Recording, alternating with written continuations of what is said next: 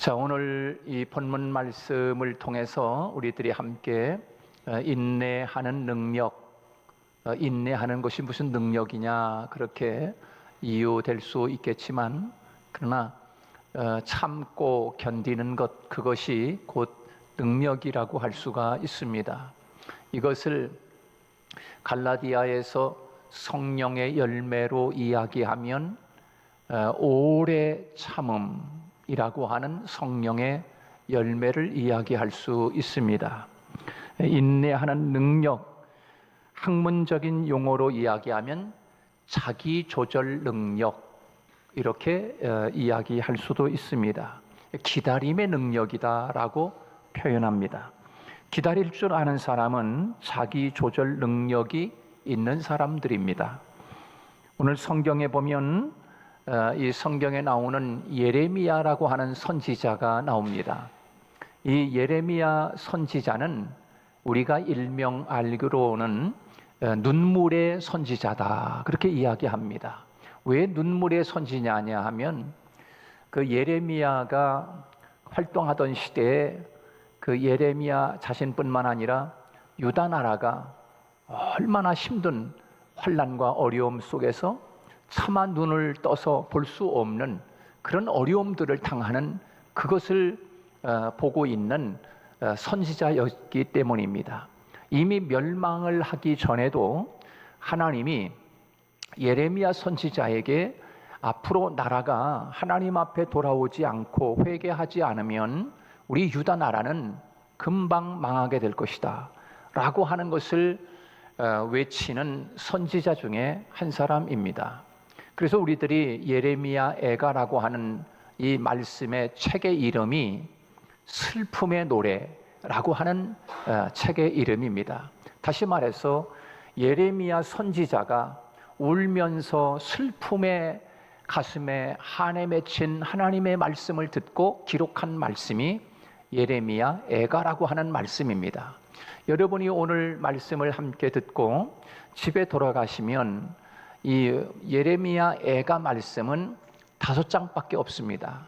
여러분이 이 예레미야 애가서 말씀을 조용히 한번 여러분들이 1장부터 5장 말씀까지 읽어보시면, 야, 예레미야가 이런 상황 속에서, 이 어려움 속에서 눈물을 흘리는 선지자였구나.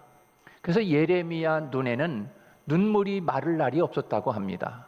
그래서 눈물이 진물을 정도로, 그래서 일명 예레미야는 눈물의 선지자, 그렇게 이야기를 합니다. 그래서 이 예레미야 애가를 읽어보면 정말 그럴 만한 이유가 분명히 있음을 알 수가 있습니다. 자신이 살고 있는 유대 나라가 바벨론에 의해서 완전히 멸망을 당합니다. 여러분, 다른 나라에 의해서 나라가 망하고 나라가 없어졌다고 하면 이것은 말할 것도 없이 보통 힘든 상황이 아닐 수 없습니다. 여기 계신 분들 중에서 나라를 잃어버린 분들도 계실 겁니다.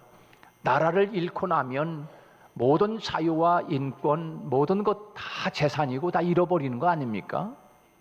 여러분은 얼마나 비참하겠습니까? 그러니 유대 나라가 바벨론에 의해서 완전히 망하고 멸망을 당한 그런 삶 가운데 되기 전부터 예레미야 선지자는 그것을, 미래를 내다보고 있기 때문에 유대 나라 백성들을 향하여 외치고 전하는 그 말씀을 보면은 빨리 회개하고 돌아와라, 하나님께로 회개하고 돌아오지 않으면 우리 나라가 멸망하게 될 것이다 라고 하는 그런 말씀을 계속 전합니다. 이 예레미야가 그런 말씀을 전하게 되면 백성들이 그 말을 듣고, 야, 우리가 잘못했구나, 얼른 하나님 앞에 회개하고 돌아가자, 하나님께로 돌아가자, 이렇게 회개하고 돌아오면은 살 수 있었을지도 모르는데, 그 말을 전하는 예레미야 선지자를 붙잡아 가지고 옥에다가 가둡니다. 그리고 또 풀어놓으면 또 예레미야는 그 앞날을 내다보면 완전히 멸망당한 것을 보고 있기 때문에 또 말씀을 전합니다. 그러니까 이 백성들이 이 예레미야 선지자를 향해서 아주 매공로라고 오해를 하고, 그리고 매를 치고 그렇게 때려가지고 예레미야 선지자를 감옥에다가 또 갖다 가두는 그런 일들을 봅니다. 그 말로 다 할 수 없는 그런 어려움과 고난을 당하면서도 계속해서 이 예레미야는 복음을 전하고 유대 나라를 위해서 그렇게 하나님의 뜻을 전하는 그런 선지자였음을 볼 수 있게 됩니다. 그런 20여 세의 선지자로 부름을 받았습니다. 평생토록 독신으로 살면서 나라를 살리기 위해서 노력한 선지자가 바로 이 예레미야 선지자라고 할 수가 있습니다.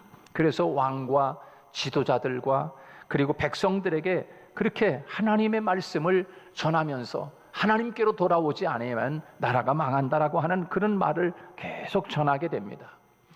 바로 그와 같은 때에 이제 나라가 망하고 바벨론에 완전히 멸망을 당하고 비참한 삶 가운데 자식을 잡아먹는, 사람을 인육을 먹는 그런 비참함을 내다보면서 그런 어려움 속에서 이 예레미야가 한 가지 깊은 것을 깨닫게 됩니다. 그것이 뭐냐면 오늘 본문에서 이 예레미야가 이렇게 고백을 합니다. 우리 한번 같이 읽어볼까요? 25절, 26절인데요. 아주 그냥 중요한 말씀입니다. 그렇게 나라가 멸망을 당하고 어려움을 당하고 있을 때 예레미야가 깊은 것을 깨달았어요. 25절, 26절 시작.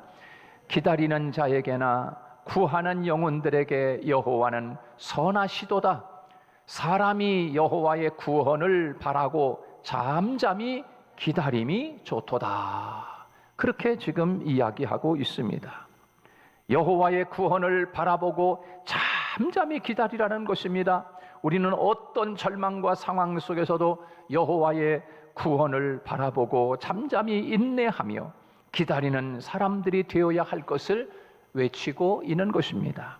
어떤 상황에서도 포기하지 않고 다시 하나님께서 살리실 그날을 바라보며 소망을 가지고 그렇게 하나님을 향하여 소망하며 기다리라고 하시는 이런 메시지를 전하게 됩니다. 여러분, 그러면 기다리는데 어떻게 기다려야 하는 것입니까? 그런 어려움을 겪고 있는데 어떻게 기다려야 되느냐? 첫 번째는 하나님께 소망을 두고 기다리라는 것입니다. 하나님에게 소망을 두라는 것입니다. 예레미야는 나라가 망해버렸는데도 하나님께 소망을 두고 기다립니다. 오늘 21절 말씀 쭉 가서 보면은 이것을 내 마음속에 담아두었더니 소망이 생겼다. 그렇게 이야기하고 있습니다. 이것이 무엇입니까? 이것을 담아뒀다는데 이것이 뭔가? 이것은 오늘 22절, 24절에 보면 여호와의 인자와 궁율, 그 다음에 자비와 궁율, 하나님 여호와의 인자와 궁율, 자비와 궁율, 바로 이 인애, 하나님의 그 놀라운 자비와 궁율과 인애를 생각하고 이것을 생각하고 하나님께 소망을 두고 기다렸다는 것입니다. 여러분, 하나님에게는 인애가, 하나님의 사랑이 한이 없으신 줄 믿으시기 바랍니다.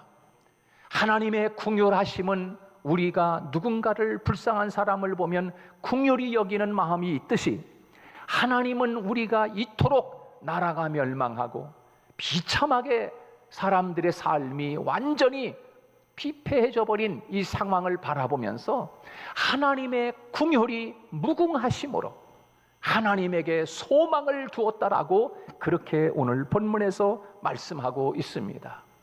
여러분, 우리가 세상을 살아가면서 어려움을 만나거나 큰 환난을 만났을 때 이 세상을 바라봐도 아무 소망이 없습니다. 앞이 안 보입니다. 어떤 것도 어떻게 살아날 방도가 없는 것입니다. 모든 것이 다 끝나버린 것처럼 그렇게 되어버릴 때가 있지 않습니까? 여러분, 그러나 하나님께는 소망이 있는 줄 믿으시기 바랍니다. 바로 그것을 말씀하고 있는 것입니다. 나라가 이렇게 완전히 초토화되어 버렸는데 소망이 어디 있겠습니까? 그러나 하나님에게는 무궁한 자비와 긍휼이 있다는 것입니다. 그 하나님에게 소망을 두었다. 그리고 하나님께 소망을 두고 기다렸다라고 그렇게 이야기하고 있습니다. 잃어버린 재산의 문제가 아니라, 지위나 명예가 문제가 아니라 하나님만 계시면 얼마든지 회복되고 소망 가운데 일어설 수 있기 때문에 이제는 하나님만 바라보겠다고 하는 그런 고백을 오늘 본문에서 하고 있습니다. 여러분, 누구를 바라봐서 소망이 있겠습니까? 애굽을 바라보면 소망이 있겠습니까? 아니면 어느 나라를 바라봐도 소망이 없어. 유대 나라가 다시 소생할 수 있는 길은 오직 위 하나님만이 소망이란 말이죠. 그것을 지금 노래하고 있지요. 예레미야가 당한 현실은 여러분 어떤 현실입니까? 이 예레미야 3장 말씀 한 장만 읽어봐도 예레미야가 그 당한 그 상황, 그 현실을 바라보면 기가 막힙니다. 기가 막혀.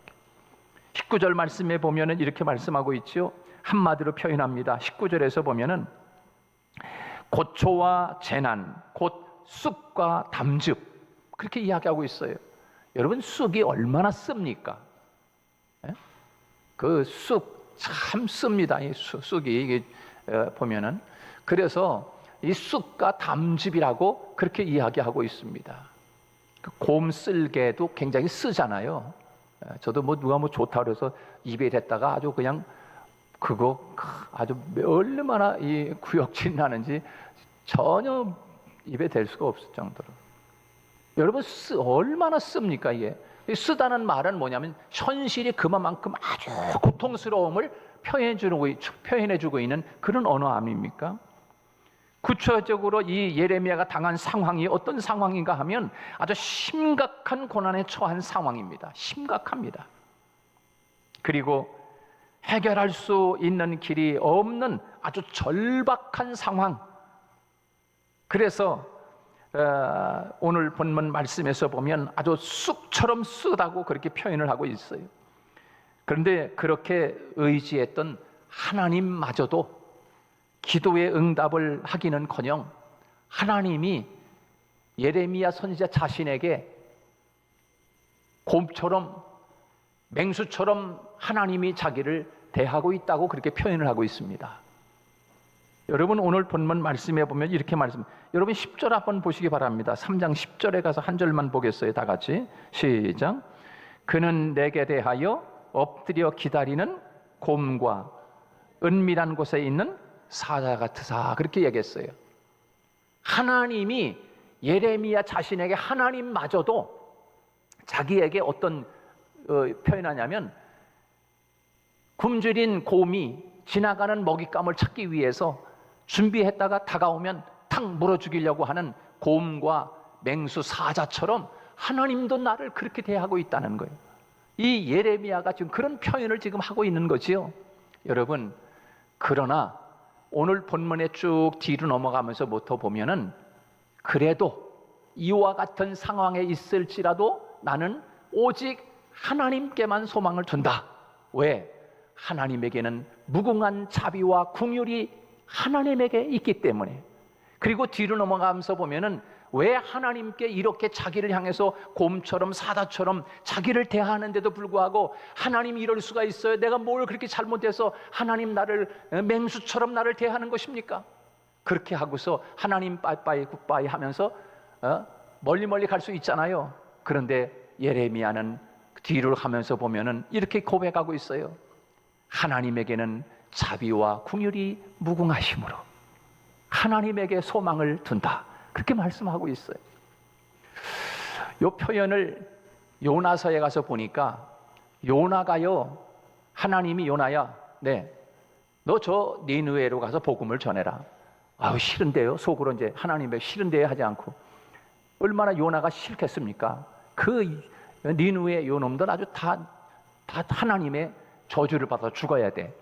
그런 마음이 요나의 마음속에 있지 않았겠습니까?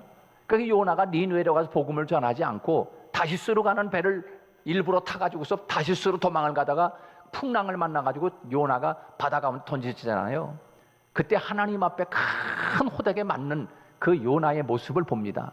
야단을 맞는 거지요. 너너 요나 왜 이렇게 말을 안 듣냐? 그 하나님에게 야단을 맞는데 요나가 하나님, 제가 하나님이 나를 매를 쳐도 하나님, 제가 하나님 사랑해요. 그러면서 요나가 매를 맞으면서 그래도 하나님이 좋아요, 하나님 사랑해요, 이런 모습이 요나서를 읽어보면 그런 내용이 나옵니다. 여러분, 이 표현을 우리 자녀들을 매를 가지고서 너 이렇게 말을 안 듣냐 이 녀석아, 그러면서 자녀들을 휘초리를 거어서 매를 치면은 이 아이가 엄마 왜 때려 하면서 막 욕을 하고 엄마를 향해서 막 그냥 사대질하면서 이 아이가 매를 치고서 그러면서 막 나 엄마 싫어, 나 집도 나갈 거야, 그러면서 이제 막 도망을 치는 그런 아이가 아니라 엄마가 매를 치니까 엄마 내가 잘못했어요, 많이 때려주세요. 그래도 엄마가 나를 때려도 엄마가 나 좋아, 엄마 나 사랑한단 말이야. 그러면서도 매를 치는 엄마를 향해서 엄마 사랑해 그러면서도 매를 맞으면서도 엄마 그 엄마를 부둥켜 안고 그러는 자식처럼 지금 이 요나도 그랬고 바로 이 예레미야도 그것을 깨닫고 하나님을 향하여 하나님 앞에 자비와 궁율과 인애가 무궁하심으로 내가 하나님께만, 그래도 하나님께는 내가 소망을 두고 있어요, 그렇게 지금 표현하고 있는 예레미야의 모습을 우리가 보게 됩니다. 백성들은 그를 조롱을 합니다. 예레미야를 조롱하고 평강과 복을 다 잃어버렸어요. 17절에 절망에 빠집니다. 18절부터 20절까지 소망을 다 잃어버리고 나라 망했으니 무슨 소망이 있겠습니까? 이것은 나라가 땅을 바라보고 산 결과의 열매를 그들이 지금 먹고 있음을 알고 있는 거지요. 그러나 이 땅의 모든 것을 다 잃어버렸다고 할지라도 예레미야는 하나님께 소망을 두고 기다리겠다고 오늘 본문에서 그렇게 표현을 하고 있습니다. 여러분, 우리도 어떤 어려움이 와도 하나님께 소망을 두고 기다려야 할 줄로 믿습니다. 역사의 주관자는 우리 하나님이시기 때문입니다. 인간이 대단한 것 같지만 우리 하나님께 소망을 두고 살아야 합니다. 어려움을 당할수록 하나님께 돌아와야 합니다. 인생의 방향을 바꾸는 것이지요. 이런 상황에서 하나님을 바라보는 것은 쉽지 않습니다. 여러분, 어려움을 당해본 분들은 알겠지만 큰 혹독한 어려움이나 환난을 당하거나 가정에 큰 위기가 닥쳐왔을 때 하나님 앞에 기도를 하려고 해도 유창하게 막 기도가 이런 기도 저런 기도 막 생각나면서 막 하나님 앞에 이런 기도가 안 나옵니다. 어떻게 해요? 너무 힘들면 하나님 앞에 고개를 숙이고 주여 주여 주여 소리만 나오는 거예요. 주여 소리. 기도 소리가 기도 내용이 안 나와. 하나님이 이래서 이랬고 이래 저랬고 자잘잘거 하면서 그렇게 하나님 앞에 기도가 안 나와. 그렇잖아요. 힘들면, 너무 힘들면 하나님 앞에 주여 주여 소리만 나오는 거예요. 쉽지는 않지 않습니까? 그러나 어려움을 당할 때 땅에 소망을 두지 않고 하나님께 소망을 두라는 사인으로 알고 어려울수록 하나님께 소망을 두고 나아갈 때 하나님이 우리들을 회복시켜 주실 줄로 믿습니다. 사랑하는 여러분, 우리가 어려움을 당하고 고난을 당했을 때 우리가 어떻게 기다려야 되냐 말이죠. 그냥 기다리는 것이 아니라 하나님께 소망을 두고 기다려야 하고, 그 다음에 두 번째는 인내하면서 기다려야 합니다. 인내하면서. 그것이 오늘 25절로 26절 말씀입니다. 인내하면서 기다리라는 것입니다. 여호와의 구원을 바라고 잠잠히 기다리는 것이에요. 하나님께서 회복시켜 주실 기대를 하면서 인내하며 기다릴 것을 말씀하고 있어요. 이게 학문적 용어로 말하면 충동, 통제력을 가지고 기다려야 된다. 여러분, 막 어려움을 당하면 막 이성을 잃잖아요. 어려움이 당하고 막 그 환난이 다가오고 막 그러면은 사람이 이게 충동이 일어나가지고 이성을 잃게 돼요. 말하는 것도 행동하는 것도 이성을 잃잖아요. 이성을 잃어요. 근데 이성을 잃지 않고 끝까지 인내하면서 그렇게 기다려야 된다고 말씀하고 있는 것입니다. 여러분, 25절 말씀에 보면 기다리는 자에게나 구하는 영혼들에게 여호와는 선하시도다, 그렇게 말씀하고 있습니다. 선한 것을 주신다는 것입니다. 기다릴 때는 반드시 하나님께서 회복시켜 주시고 복을 주실 것이라고 기대를 가지고 인내하면서 기다려야 합니다. 여러분, 다윗 우리가 알지 않습니까? 얼마나 이 다윗이 고난을 당합니까? 사울 왕 그는 다윗의 장인어른입니다. 누구나 딸 가진 부모는 멋진 청년들, 남자 청년이 지나가면 아유, 저 녀석을 우리 사위를 삼았으면 좋겠다, 그런 생각을 하지 않습니까? 그러하듯이 사울 왕도 다윗을 바라보니까 참 신실하고 아주 맑은 그런 자녀인 것을 알고 이 사울 왕이 다윗을 자기 사위로 삼지 않습니까? 근데 사위를 삼고 장인어른이 그 사위를 죽이겠다고 쫓아다니는 거예요. 자기 혼자 못 죽이니까는 군대를 풀어가지고 그놈 잡아서 죽여라. 그러니 다윗이 기가 막히지 않습니까? 그리고 생명부지하려고 유대 광야를 전전긍긍하면서 엔게디 골짜기니 동굴로 들어가가지고서 다윗이 간신히 하나님이 숨겨두니까 다윗이 살잖아요. 그리고 다윗이 여러분 충동증이 일어날 수 있었어요. 여러분, 저는 뭐 장인어른 도대체 미쳤나? 그러면서 다윗이 여러분 나를 왜 죽이려고 그래? 사위를 죽이려고 그랬죠. 이상한 사람 아니요, 저 장인어른. 그 여러분 충동이 일어나가지고서 그만 이성을 잃고서 앞에 자고 있는 사울 왕을 그냥 칼로다가 그냥 단번에 죽일 수 있잖아요. 충동증이 일어나가지고서. 근데 여러분 자제합니다. 그 충동을 죽입니다. 그리고 잠잠히 기름 부은 하나님이 기름 부은 자를 자기 손으로 피를 묻히지 않겠다는 거예요. 그리고 여러분 옷자락만 살짝 벼가지고 나오잖아요. 자기가 들어가 있는 동굴에 사울 왕 장인어른이 거기 들어와 자고 있는 거예요. 기가 막히잖아요.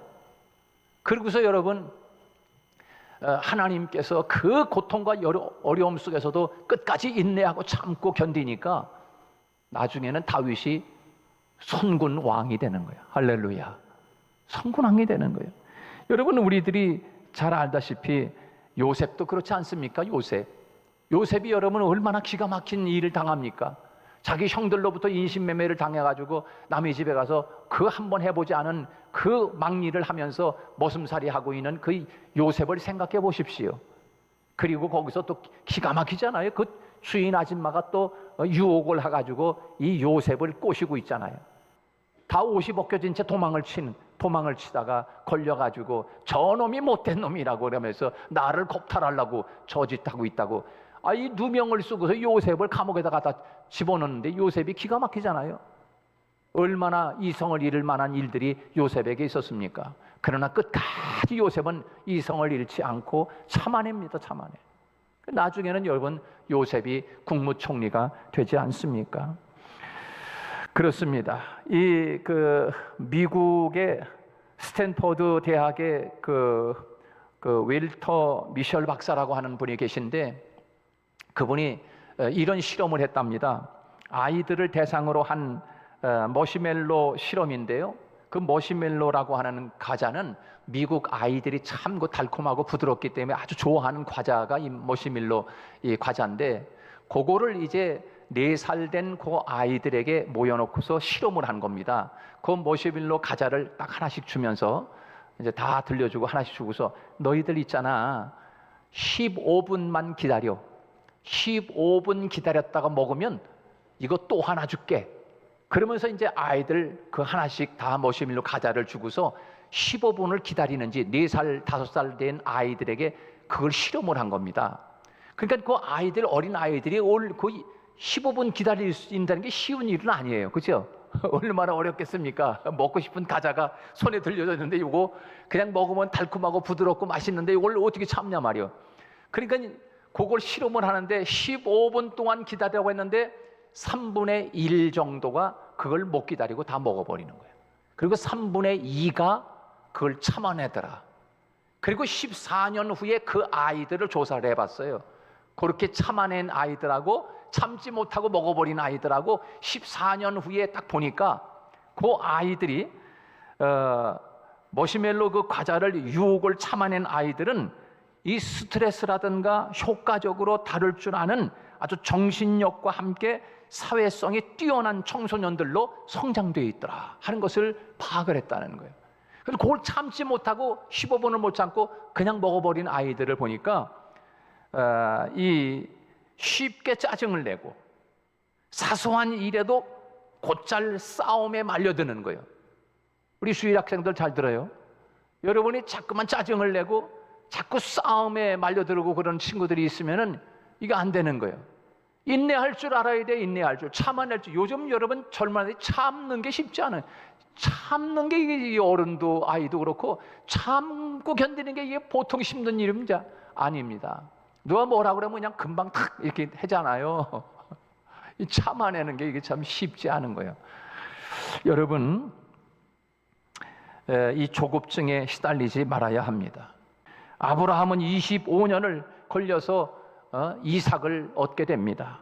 뿐만 아니라 모세는 40년 걸려서 지도자의 부름을 받게 되고요. 명작은 기다림의 산물이라고 하지 않습니까? 베토벤은 최소한 하나의 곡을 12번 이상 다시 썼다고 이야기하지 않습니까?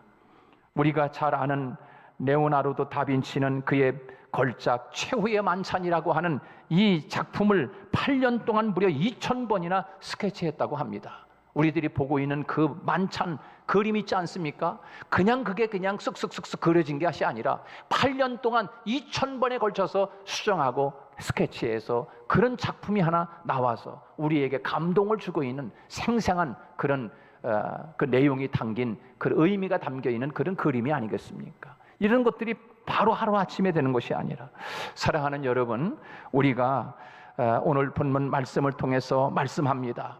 우리가 어떠한 담즙처럼 쓴 인생의 고난이 닥친다 할지라도 끝까지 인내하며 기다리게 하나님께서 이 문제를 해결해 주시고 다시 회복시켜 주시겠다라고 하시는 하나님의 역사를 바라볼 수 있기를 주님의 이름으로 축복합니다.